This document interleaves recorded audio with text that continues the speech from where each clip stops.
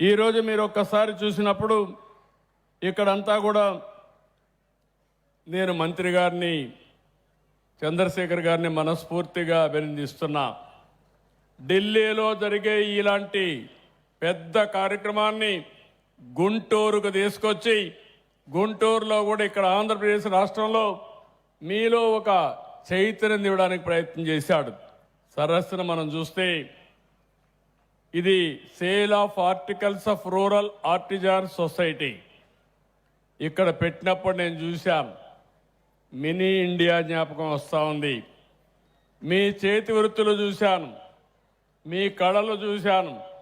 ఇవన్నీ చూస్తే రాబోయే రోజుల్లో నాకు ఏమాత్రం అనుమానం లేదు, భవిష్యత్ అంతా మా మహిళదే, దాంట్లో అనుమానమే లేదని చెప్పి మీకు తెలియజేస్తున్నా.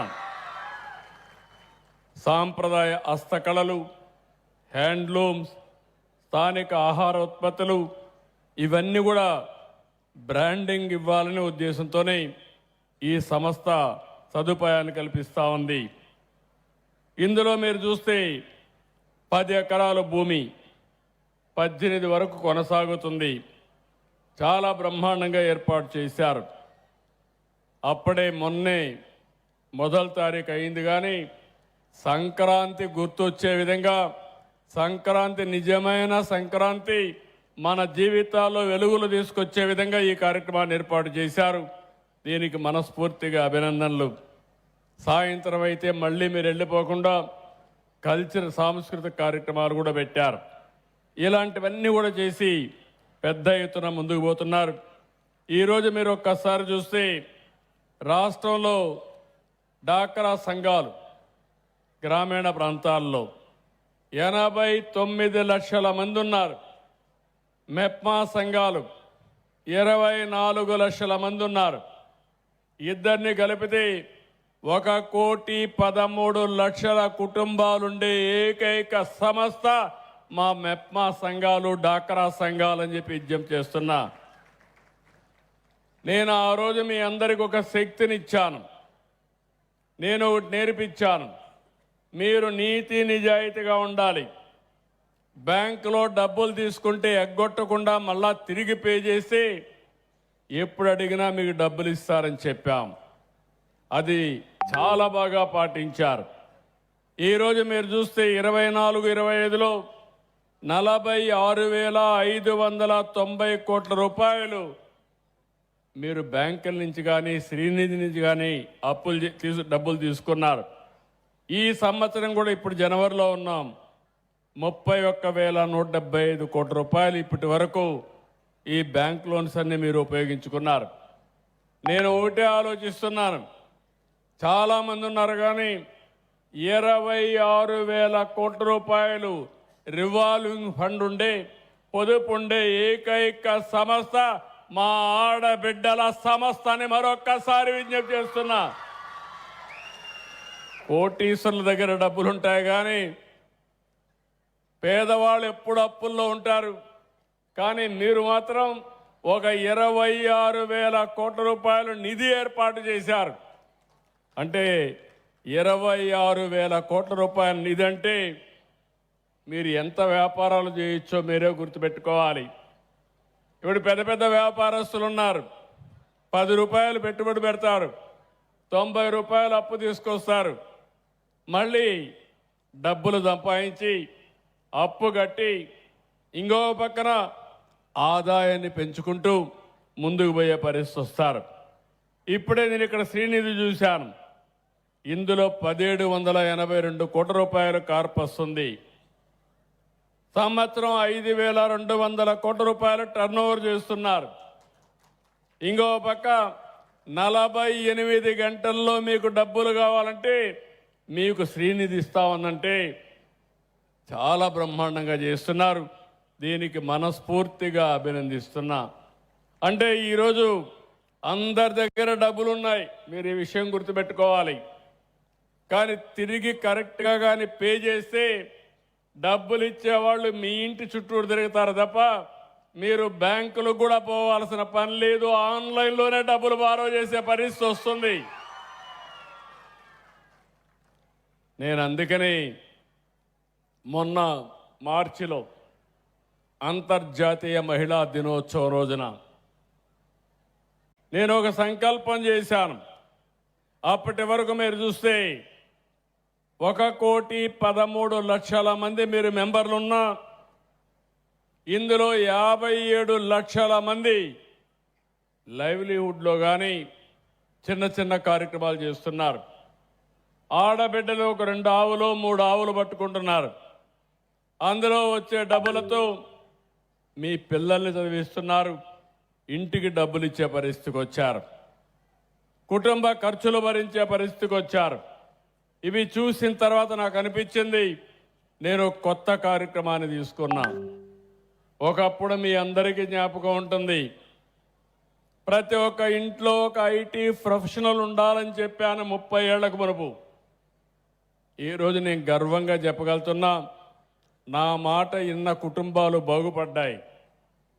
దాంతో ఈరోజు మీరు చూస్తే ఐటీ చదువుకొని హైదరాబాద్కి వెళ్ళారు, అమెరికాకి వెళ్ళారు, విదేశాలకు వెళ్ళారు.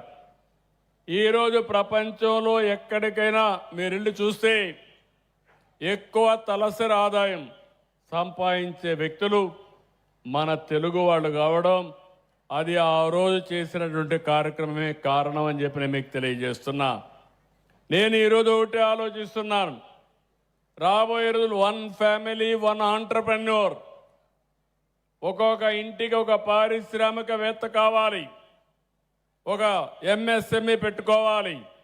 అందుకనే ఈరోజు మీరు చూస్తే నేను ఒక పిలిపిస్తే మీరందరూ ముందుకొచ్చారు. ముందుకొచ్చి దగ్గర ఈ రోజుకి ఇంకా మార్చికి ఇంకా 2 నెలలు ఉంది. సెర్ఫ్లో చెప్తే 70,000 మంది పారిశ్రామికవేత్తలు ఆంటర్‌ప్రెన్యూర్స్ కావాలంటే 72,832 మంది ఇప్పటికే తయారయ్యారు. ఇంకో పక్క మెప్మాలో మీరు చూస్తే 30,000 కావాలంటే 21,091 మంది అయ్యారు. మొత్తం కలిసి మనం చూస్తే దగ్గర 93,923 మంది అయ్యారు. ఇంకా ఒక నెల ఉంది. 1,00,000 మంది ఒక సంవత్సరంలో పారిశ్రామికులు చేసిన ఘనత ఆంధ్రప్రదేశ్ ప్రభుత్వానికి దక్కింది. ఆ సాధించింది మా ఆడబిడ్డలు సాధించారు. అందుకే నేను మిమ్మల్ని అందరినీ కోరుతున్నా, అన్నీ చూశాను. ఇప్పుడిప్పుడే నాకు ఒక నమ్మకం వచ్చింది. కేంద్రంలో చంద్రశేఖర్ గారు మంత్రి, బాగా చదువుకున్నాడు, అమెరికాకి వెళ్ళాడు, వ్యాపారాల్లో రాణించాడు. ఈరోజు పార్లమెంట్లో చూస్తే అందరి పార్లమెంట్లో కష్టపడి సంపాదించుకొని నెంబర్ 1 రిచెస్ట్ పార్లమెంటరీ మెంబర్ ఎవరన్నా ఉన్నారంటే చంద్రశేఖర్ గారు. దీనికి నేను గర్వపడుతున్నా. నేను రమ్మన్నాను, అడిగాడు, సార్ రావాలన్నా, నేను సుఖంగా ఉన్నా, ఆనందంగా ఉన్నానని. ఎంత సంపాదించినా దీనికంటే లాభం లేదు, నీకు పేరు రావాలంటే, సమాజానికి సేవ చేయాలంటే రాజకీయాలే సరైన మార్గం అని చెప్పాను. నా మాట నమ్మి వచ్చాడు. గుంటూరు పార్లమెంటు మెంబర్గా సునాయాసంగా గెలిచాడు. ఆ తర్వాత కేంద్రంలో ఒకటేసారి మంత్రి కూడా అయ్యాడు. ఈరోజు ఇక్కడుండే శ్రీనివాస్ ఉన్నాడు, మంత్రి. వాళ్ళ తాత ఒకప్పుడు ఎంపీ. ఆయన కూడా బాగా చదువుకున్నాడు, ఇంకా కష్టపడాలి. అయితే ఆయన కూడా ఫస్ట్ టైం ఎమ్మెల్యే, ఆయనకు కూడా జాక్పాట్ మంత్రి. అయితే మంత్రి అయ్యాడు, ఎమ్మెల్యే ఫస్ట్ టైం అయ్యాడు. ఆయన శక్తి నిరూపించుకోవాల్సిన బాధ్యత ఆయన పైన ఉంది. ఇక్కడే కరుణ గారు ఉన్నారు, సెర్ఫ్ CEO. ఆవిడైతే చాలా గట్టిగా పనిచేస్తూ ఉంది. ఆ ముగ్గురిని ఒకటే కోరుతున్నా, నేను ఒక టార్గెట్ ఇస్తున్నా.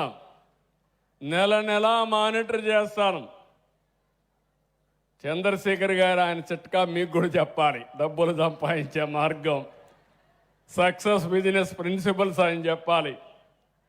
దేశంలో ఆయన మంత్రిగా ఉన్నాడు కాబట్టి దేశంలో ఉండే బెస్ట్ ప్రాక్టీస్ అన్ని ఇక్కడ తీసుకురావాలి. నెట్వర్కింగ్ అంతా ఇక్కడ తీసుకురావాలి. నేను ఒక్కొక్కసారి గట్టిగా పట్టుబడితే నేను అంత ఈజీగా వదిలిపెట్టను.